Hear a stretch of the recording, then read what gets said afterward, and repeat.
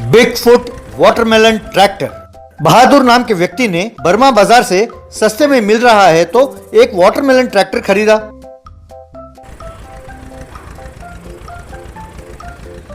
उसे अपने घर ले जाकर अपनी पत्नी को दिखाते हुए, अमृता देखो, तुम हमेशा कहती रहती थी ना कि तुम्हारा पति निकम्मा है, ये कोई भी वस्तु मोल तोल कर नहीं खरीदता। आज देखो मैंने कैसा ट्रैक्टर खरीदा है। ये कोई साधारण ट्रैक्टर नहीं है, केवल 2 लाख में ही बर्मा बाजार से सस्ते में मिले वाटरमेलन ट्रैक्टर खरीदा है। इसमें बस छोटे छोटे रिपेयर करना बाकी है, तब ये बिल्कुल बढ़िया तैयार हो जाएगा। हमारे गांव में किसी और के पास ऐसा ट्रैक्टर नहीं है, इसलिए सारे किराए हमें ही मिलेंगे। देखती जाओ अपना किस्मत कैसे बदलता है। अब अपना डंका बजाना छोड़ दो, बस मौका मिला तो अपनी बड़ाई करने लगते हो। बस आपकी बड़ाई लोग बर्दाश्त नहीं कर पाते हैं, मुझसे आकर शिकायत करते रहते हैं। आप यूँ बड़ाई करना छोड़ो और काम करो तो अच्छा होगा। अब बस करो और देखो मेरा करामात, कहकर घर के बाहर एक बोर्ड लटकाया जिसमें लिखा था ट्रैक्टर किराए पर मिलेगा, 1 दिन का किराया केवल 10,000 रुपए। फिर वहां कुर्सी डालकर बैठ गया, पर उसके पास कोई नहीं आया, ना ही किराए के लिए बुलाया।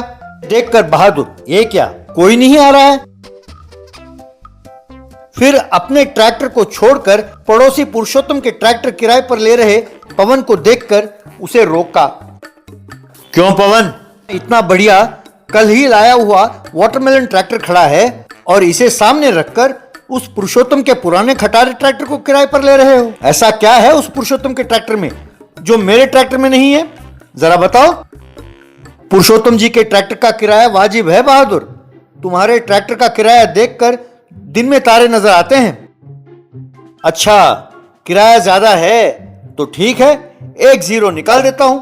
1 दिन का 1,000 रुपए दो, तुम्हारे माल को उस वाटरमेलन ट्रैक्टर में ले जाऊंगा। उसी 1,000 में पुरुषोत्तम जी का ट्रैक्टर भी मुझे मिल रहा है, वो स्ट्रांग है ना, फिर मैं क्यों तुम्हारे ये सेकंड हैंड ट्रैक्टर में अपना माल ला दूं? पता नहीं ये कितना स्ट्रांग है, इसमें सामान डालने पर यदि तुम्हारा ट्रैक्टर धंस गया तो मेरा माल का तो नुकसान हो जाएगा ना। क्या बकवास कर रहे हो पवन, मेरा ट्रैक्टर टूट जाएगा? मेरा ट्रैक्टर देखो, मेरा ट्रैक्टर कितना स्ट्रांग है, तुम्हारे आंखों के सामने साबित करता हूं, कहकर अपने पास ही पड़े चावल की बोरियों को ट्रैक्टर में भरने लगा। बस जैसे ही उसने 10 बोरियां वहां रखा, उसके ट्रैक्टर के पहिए टूटकर लुढ़कते हुए जाने लगे। पवन हंसने लगा। तुम हंस क्यों रहे हो? अरे यूं छोटी मोटी रिपेयर तो होती रहती हैं, इतनी सी बात के लिए मेरा मजाक उड़ाना जरूरी नहीं है। देखते जाओ, कल ही मेरे वाटरमेलन ट्रैक्टर को मैं बड़े बड़े बिगफुट टायर्स लगवाता हूँ, कहकर उस वाटरमेलन ट्रैक्टर को ले जाकर उसमें बिगफुट टायर्स को फिट किया। उस बिगफुट वाटरमेलन ट्रैक्टर को सड़क पर ले जा रहा था कि उसे सामने पवन को अपना माल पुरुषोत्तम के ट्रैक्टर में ले जाते हुए दिखाई दिया। अपना ट्रैक्टर रोककर, यहाँ देखो पवन, मेरा बिगफुट वाटरमेलन ट्रैक्टर को, अब इसमें जितना मर्जी लोड डालो, ट्रैक्टर को कुछ नहीं होगा। यकीन ना हो तो तुम खुद ही ट्राई कर लो। अब बस करो अपनी डींगे मारना, परसों 10 बोरी डाला तो तुम्हारे टायर एक पूरब की ओर और एक पश्चिम की ओर लुढ़कने लगे थे। अब मैंने अपना सारा माल इसमें डाला तो राम जाने कि ट्रैक्टर कौन सी दिशा में जाएगी। ये देखो, ये ट्रैक्टर कितनी मजबूत है और संयम से मेरे माल को लेके जा रही है। तुझमें दम हो तो अपने खाली ट्रैक्टर से इस माल से भरे ट्रैक्टर को हरा कर दिखाओ, तब मैं मानूं कि तुम्हारा ट्रैक्टर वाकई दमदार है। यूं अपमान करके तेजी से जाने लगा। पवन का ट्रैक्टर हवा से बातें कर रहा था। ये पवन जानबूझकर मुझसे शर्त लगा रहा है, मैं उसकी बातों में नहीं आने वाला। से भी नए नए बिगफुट टायर्स लगवाया है, उन्हें क्यों खराब करूं?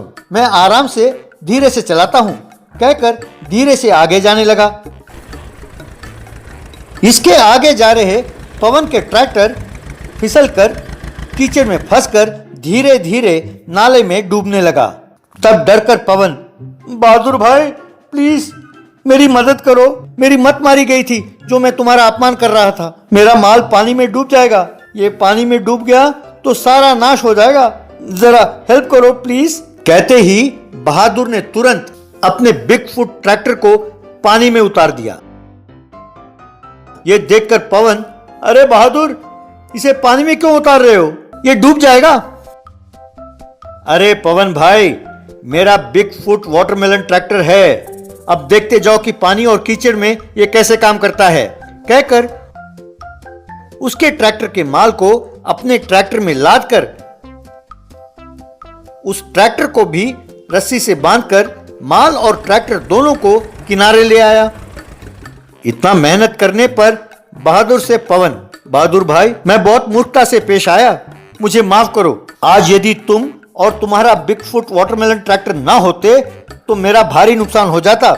इसके कारण ही मैं अपने माल को बचा पाया। इसके बदले में जो कुछ दूं वो कम होगा। मैं लाभ का हिस्सा देकर अपना ऋण चुकाऊंगा, कहकर माल बेचकर 10,000 रुपए दिए। तब बहादुर उसे 9,000 रुपए लौटाते हुए, पवन भाई, मैं डींगे मारने के लिए ट्रैक्टर का किराया 10,000 कहा था, पर ब्रदर 1,000 रुपए ही सही है, बाकी तुम्हारी मेहनत है, तुम ही रख लो, कहकर उसे वापस किया। पवन बहादुर की नेकी के बारे में सारे गांव में प्रचार करने लगा। The giant and Lilliput. एक गांव में बलविंदर नाम का एक व्यक्ति रहता था। नाम उसका बलविंदर था, पर वो बहुत दुबला और ठिगना था। उसकी इच्छा थी कि वो पुलिस में भर्ती हो। एक बार अखबार में पुलिस रिक्रूटमेंट की खबर आई। उसे पढ़कर याहू, मैं जिस खबर की प्रतीक्षा कर रहा था वो आज आ गया है। मैं अगर पुलिस बन गया तो इस गांव और गांव वालों को मजा चकाऊंगा। मेरा कद और छाती इनके नियम से कम है, तो क्या करूं? कोई उपाय सोचना होगा। बाद में कद लंबा दिखाने के लिए सिर पर एक बड़ा सा विग लगाया, छाती फुलाने के लिए स्पॉन्ज लगाया। उसके बाद सिलेक्शन के लिए गया। वहां एक लकड़ी के नीचे से सब लाइन में जा रहे थे। लकड़ी से छोटे कद वालों को पुलिस वाले अलग कर रहे थे। बलविंदर का सिर ने लकड़ी को टच किया। ये क्या, बाल इतना बड़ा है? तुम्हारा असली कद कितना है? सर, मेरे बाल कम हैं, पर दिखते ज्यादा हैं। सिलेक्शन के बाद वैसे भी आप बाल कटवा तो देंगे ही, आप एडजस्ट कर लीजिए सर। उसके बाद एक पुलिस वाले ने छाती का नाप लिया। क्यों सर, ऐसे क्यों देख रहे हैं? आपको यही शक है ना कि आदमी इतना दुबला है और छाती इतनी चौड़ी कैसे? मैं चेस्ट एक्सरसाइजेस करता रहता हूँ सर, इसीलिए ये बढ़ गया है। उसके बाद रनिंग रेस हुआ। उसमें बलविंदर सबसे पीछे रह गया। उसके बाल उड़कर एसआई से जा टकराई। ये देखकर एसआई ने उस विग को फेंका और बलविंदर को पकड़कर, क्यों कमबख्त, पुलिस को ही उल्लू बनाने की सोच रहे हो? तुम गलती से फिजिकल टेस्ट में पास हो भी जाते तो बाद में रिटन टेस्ट होता है ना, नालायक, उसमें कैसे पास होते? मैं तुम्हें एक आसान सा सवाल पूछता हूँ, जवाब देना। भारत का पहला प्रधानमंत्री कौन था? वो गले में अटका हुआ है सर, याद नहीं आ रहा है। यू ब्रेनलेस फेलो, तुम जिंदगी में कभी पुलिस वाले नहीं बन सकते। तुम पुलिस बनना तो दूर, पुलिस वाले फिल्म देखने की भी औकात नहीं है तुम्हारी, कहकर उसे खूब मारा। बाद में घर पर बलविंदर मेरी इतनी बेइज्जती की, कहता है कि पुलिस वाली फिल्म भी ना देखूं, इतनी अकड़। ऐसा इसने सोचा। एक दिन उसे एक लेटर आया। उसने उसे खोलकर देखा तो उसमें लिखा था, हेलो बलविंदर जी, नमस्ते। मैंने आपका प्रोफाइल फेसबुक में पढ़ा, वो हमारे लिए बिल्कुल सेट होता है। हमारे देश का नाम है बोरोटान ओरोगामी नेशनल एरिया। हमारे देश के लिए चीफ सिक्योरिटी ऑफिसर चाहिए। वेतन महीने का 1,00,000 रुपया, इंक्रीमेंट भी होगा। आपकी इच्छा हो तो आप हार्बर में खड़े हमारे बोट में बैठकर रवाना हो जाइए, वो आपको यहाँ ले आएगा। देश का राष्ट्रपति, ऐसा लिखा था। उसे पढ़कर बलविंदर, वाह, एक देश के राष्ट्रपति ने मुझे खत लिखा, मैं उस देश का चीफ सिक्योरिटी ऑफिसर बनूंगा, महीने का 1,00,000 रुपए। मेरे हुनर को मेरे देश ने नहीं पहचाना तो क्या हुआ, किसी ने तो पहचाना, ये काफी है, ऐसा उसने सोचा। अगले दिन हार्बर में एक नाव में चढ़ते ही वो नाव अपने आप जाने लगी। वो यूं जाकर एक टापू पर रुकी। वो नाव से उतरकर द्वीप में जाते ही नाव पानी में डूब गई।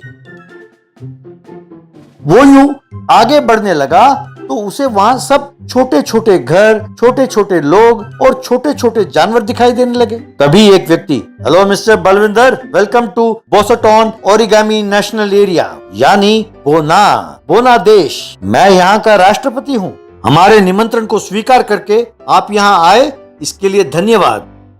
अरे ये क्या है? देश का नाम सुनकर मैं बड़े झांसे में आ गया। वैसे यहाँ मेरी ड्यूटी क्या है? हमारे देश पर हमेशा एक राक्षस हमला करता रहता है, तुम्हें उसे मारना होगा। क्या? राक्षस को मारना होगा? मुझे और कोई काम नहीं है क्या? नो, मुझे पसंद नहीं है, मैं ये काम नहीं करूंगा। तुम्हारे वापस लौटने की कोई संभावना नहीं है। तुम्हारे नाव को नष्ट कर दिया। हम जानते हैं कि तुम जैसों को कैसे वश में करना है। हमारे पास नशीले तीर के साथ साथ जहरीले तीर भी हैं, याद रखो, कहकर एक तीर निकालकर उस पर चलाया। उसके चुपते ही वो बेहोश होकर गिर पड़ा। उसे एक गाड़ी में लिटाकर बांधकर उसे ले जाने लगे। 2-3 दिन बाद वो, अरे तुम लोगों के हाथ जोड़ता हूँ, अरे भूख लगी है, मैं तुम लोगों के लिए काम करूंगा, मुझे छोड़ दो। इस तरह उन लोगों ने उसे अच्छा भोजन कराया। उसे खाकर वो खुश हुआ। एक दिन एक राक्षस वहां आया। वो, वाह, इतने दिन इन लोगों को चाहे जितना भी खाऊं भूख नहीं मिटता था, तुम्हें खाऊंगा तो मेरी भूख मिटेगी कहकर हंसने लगा। देखो मिस्टर राक्षस, क्या तुम नहीं सुधरोगे? कैसे राक्षस हो तुम? कच्चा मांस कब तक खाओगे? मैं तुम्हें नया स्वाद चखाता हूँ, वो खाओगे तो फिर जिंदगी में कभी भी नर का मांस नहीं खाओगे, कहकर उसे मटन और चिकन बिरयानी बनाकर खिलाया। उसे खाकर राक्षस, वाह, आहा, क्या स्वाद है ब्रदर, अब फिर कभी जिंदगी में नर मांस नहीं खाऊंगा। अब से मैं इस बोना देश का सिक्योरिटी ऑफिसर बनकर रहूंगा, यहाँ किसी को भी आने नहीं दूंगा। तुम अपने देश खुशी खुशी लौट जाओ, ऐसा कहा।